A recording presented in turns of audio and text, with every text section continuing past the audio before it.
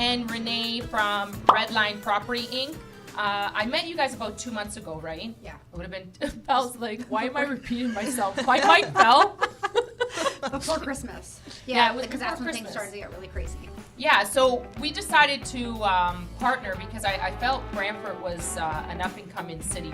We talked about numbers, we were going through numbers, but before we even get into the nitty-gritty of numbers, Brantford versus Hamilton, why don't we talk about what you both offer your clients? What's different from you guys to other real estate agents?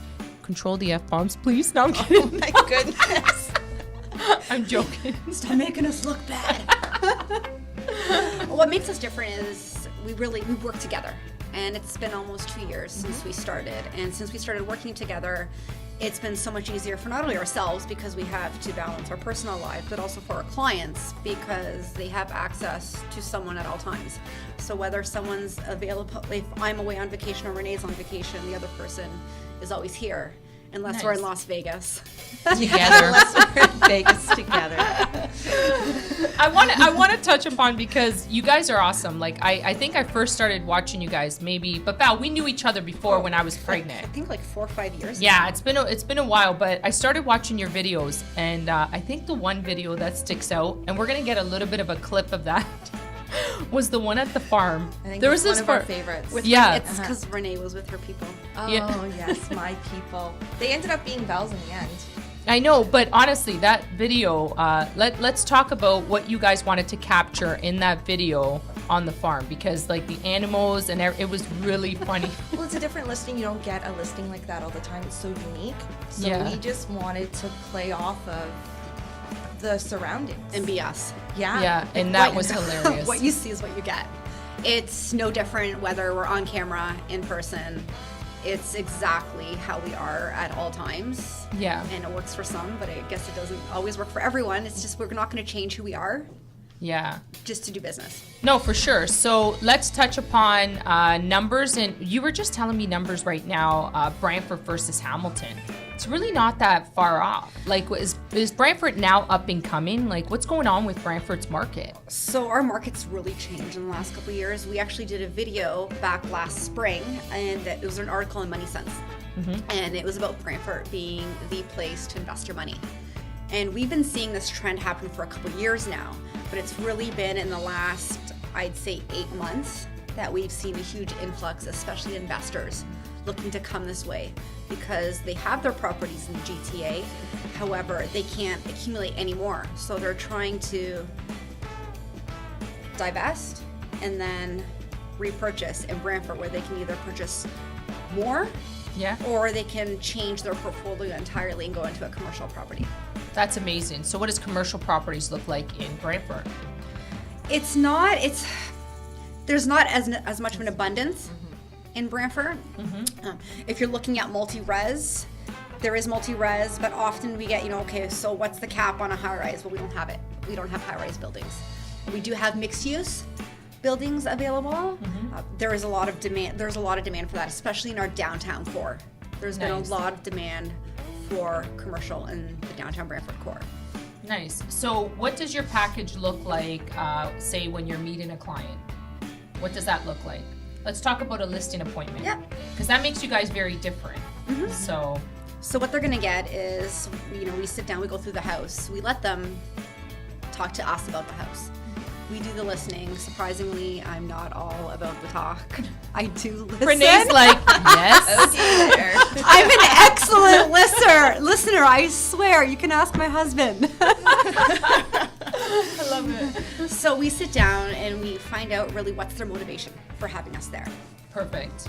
What's important to them and what are they trying to seek out of this whole transaction, because at the end of the day, it's not about us. We've outlined this in previous videos. It's about them and their home and making sure we get the home in front of the buyers. Once we go through and we tour the home, and again, Val's listened. I love it.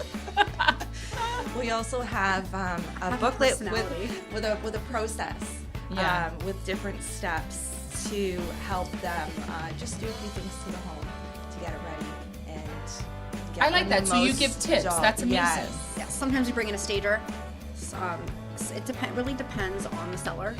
Sometimes a seller isn't as interested in having someone else come into the home. But for us, it's important because they might see something that we don't and that the seller doesn't see.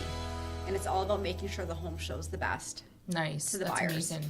So we do that. We go through that, and then we go through our marketing plan on how we're going to get your home in front of the eyeballs of all of these buyers who are looking for properties right now. That's amazing. And that's where the videos come into play. Okay, these videos are amazing. We're gonna do little clips. We are, Colin. We've got to do clips because that farm video is amazing. So I never laughed so hard. But I did want to ask, Brantford as a whole, I know when I met you guys, I went in and I was like, wow, Brantford's not too appealing. And Renee, you jumped in, you were like, well, Brantford's different. Like, there's different pockets, right? Do we want to explain? Because I know with me, even when I said it here to Aaron, who's out in the Brantford market, he's like, no, there's really good pockets. I don't know if I was just in a different pocket of Brantford, but you said there's different pockets of Brantford. Can you explain those pockets in Brantford? Well, I'll talk about maybe Eagle Place a little. Yeah. It's such an older neighborhood, but it is somewhat up and coming. A lot of investors picking up these properties, doing quick flips. Amazing. And then, of course, listing them. Or you have investors picking them up and then just leasing them out. You hold on to it for a while. Nice. Don't put any money into it yet, and then when it comes time, do the flip. That's amazing. So 2018, what did that look like, girls, for you? 2018 was a transition. Yeah. Because there were some changes in rules happening in the mortgage aspect, which you've touched on so many times. Yeah. And that brought a lot of buyers down in purchasing power. Yeah. You know, rates went up, stress tests, so obviously the buyer's purchasing power changed. So then we had to change how we did things as the market changed. Nice. But we did see a huge influx in investors looking to purchase in Brantford. Nice. That's the biggest change. So what do you see? So Renee, your opinion on 2018, how did that look like for you? 2018. It definitely, you know what, it was strong in the beginning. It was a good start, and then it dwindled. Yeah, Really that's dwindled. where the rules just took into Yes. effect, and they were honoring about up to 4 months. They were honoring 2017 rules. Buyers were getting discouraged. That's right. You know, they get frustrated with us, and it's like, you know, we can only do so much. We don't have the ultimate say. But we knew it was coming. It had to come. Yeah. I mean, we had X amount of years of such a strong market. Eventually, there was going to have to be a slight correction. I don't think it was a massive correction. Not much. But yeah. it was definitely, you know, let's be honest, how many times did you hear agents say, well, we just put a sign on the lawn and it sold the next day? That doesn't happen. No, it doesn't. It's just, no. that changed. It changed big time. You Yeah. have to go to how we used to do things is marketing the home, doing the open houses, inviting the buyers in. And that's something that's became really strong, especially going towards the end of 2018. For sure. So let's talk about numbers. What did I'll let you take the mic on that one. Numbers for Brantford, and we're going to do Hamilton as a whole, right? Yeah. So we do have Hamilton as a whole. So what did that look like, Val? So Hamilton, the average you're looking at about just over 500,000, and in Brantford you're just under 450. See, that's not bad. Brantford was never that high. Am I wrong about that? Let's talk about 4 years ago. It's gone up. It has amazing. gone up drastically. 4 years ago, you know, townhomes were selling in the 200s. So I know, that's what I'm saying. Yeah. Like, we did a new build together. Yeah. So yeah, we did a new build together. That was just over like 300, right? Yeah. So that's what I'm saying. It's crazy. The numbers are crazy for me for Brantford. So it's good to know though. So 2019, ladies, what does that look like for you? A lot of work. Yep, we're suiting up. We're ready. Yeah, it's interesting because they announced the rate. They're lowering rates, Yeah. and everyone else is going to follow suit. Yeah. So we're waiting to see how that's going to affect buyers and what that's going to mean if the rate goes down just a bit more. How does that increase what they're good? Like, how does that lower their mortgage every month? So let's talk about the rate decrease. So RBC lowered their rate by maybe 1.5%. In December, normally what happens is in December, the rates go a little bit higher, right? So our monoline lenders, they have steady rates. So their rate was already, I could get a 3.84. You went to RBC or Scotia, you got a 3.99. As soon as the top bank lowers their rate, they literally just matched our monoline lenders. So when people are like, the rates are dropping, I'm like, they literally just restructured the rate for January, right? So I found it a little bit odd because, you know, I went to Dee and I'm like, Dee, what was, because Dee does the business, right? So I'm like, Dee, what was First National offering, right? 3.84. And I'm like, so RBC just went down to 3.84. So they made a big announcement because they're one of the top 5 banks. So, when people ask me, what's your thoughts on the rates falling, I'm very nil about it. I'm like, you know what? They're really just matching our monoline lenders. Like, they were up in December, like Scotia was up drastically. And so like they weren't even competing. And then they just dropped the rates. They just literally matched our monoline lenders. So were we using the banks in December? We weren't. I wasn't funneling any business to them. So I just find it odd that once a bank, makes the announcement, everybody has a heart attack. I'm like, they literally just matched. So people are saying, why aren't you posting on your, because I just don't want to post about rates, right? Like dropping, right? So we just do, we don't, and we haven't even posted, I don't even think we posted about RBC dropping the rates. Because the banks are literally in January, they're just matching every other lender out there. And from like an agent's perspective, in real estate, as soon as there's an announcement, it's a chance to reach out to your database and you're right. Your buyers, it's a misconception, and that's awesome. Yeah. That's amazing that it works for you guys. And all my agents are like, can you post something about it? I'm like, no. No, because I'm like, you don't want me to post about it, just because I can't post. I can't run with the propaganda. I'm like, I'm not going to run with this propaganda. I'm just gonna like. If you ask my opinion, I'll tell you my opinion, but that's as far as it goes. And it's interesting because we were involved on a call yesterday. Yeah. And basically the consensus was that the U.S. market was going to be a strong, balanced market, but that the Canadian market in the spring is going to turn into a seller's market. And we're like, wow. We don't know for sure. There's no crystal ball, but this is, It's tough because there's so much uncertainty in the economy. There's so many things happening in the world that's affecting decisions that are made by the Bank of Canada. We don't know what's going to happen. You really don't. You don't know, because that's just like when everybody said, your business is going to drop by 20%. My personal business, so not my team, my personal business went up 40%. So, I can't say, the changes to the stress test. We educated our buyers. We literally came out strong. When people were saying, don't do social media, Carm, you're wasting your money, I was like, you know what, I am going to do social media so people understand what's going on. So, I think it's just honestly offering the right information to our clients. I think 2009, and that's why we partnered. And I said, you know what, I want to partner with you guys because you guys are so straightforward and you want to offer the right information to your clients. And I was like, you know what, this is a great pair. You know what I mean? It's going to work. The most challenging thing for buyers, it's not anyone who already owns an existing home. Because when you own that equity, you have so much you can do. You can either pull the equity to refinance, or you can sell your primary 100%. res for another home, or you can pull that to purchase an investment. It's the 100%, first you're time right. buyers. That's who took the biggest hit.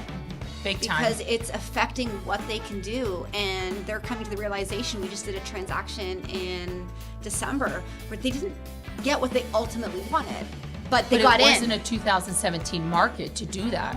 And keep Right? in mind That's as what's well. I mean, Yeah, and we're that's seeing a not lot. gonna happen. Mom and dad's helping out. You're A right. lot of co-signing. This is the norm now. Number The one norm question. is that is the norm. You're right. It's just so they Number can one obtain a question. home. Because your Yeah. payment is not real. Like they're using for the stress test a 2 percentile higher, right? Payment. So that's crazy. So when I'm explaining to mom and dad, when I'm sitting with them, I'm like, you have to understand your kids. If I take this 2% away, your kids can qualify for this amount. So I wouldn't put your children in something that is not what they can qualify for. So it's been hard on our side because we've had to go through 4 meetings. You first meet with the first time buyers, you realize they can't afford it, then they bring mom and dad forward, mom or dad, and then you have to sit with them and explain to them the pre-approval process. It's been double the work for us with the same pay.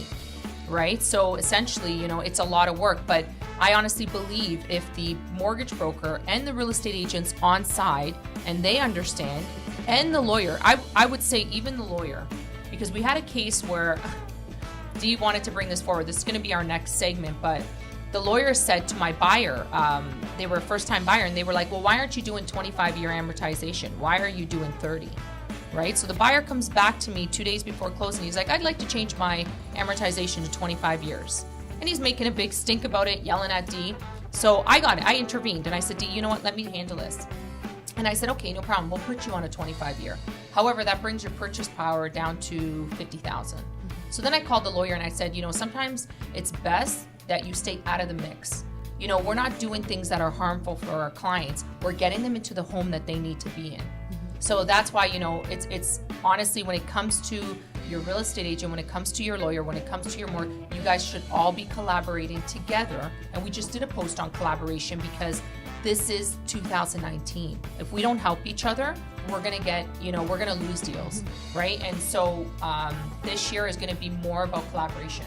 And we've taken an interesting approach in the last, I think the last 3 new buyers we've taken on is we've actually said we're going to have Carmen contact you. Because for us, if we're all looking at the best interests, we need to assume that control.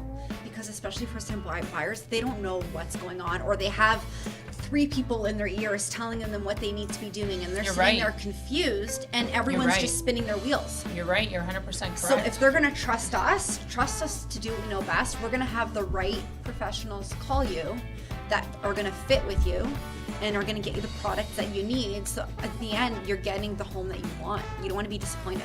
No, you don't. And it's just scary. Just that one little information that the lawyer fed him, like, just caused so much mayhem in that person's life for nothing. And I essentially said, do you remember our initial first meeting when I qualified you? I said, unfortunately, I have to qualify you on a 30-year. I don't want you to have this for 30 years.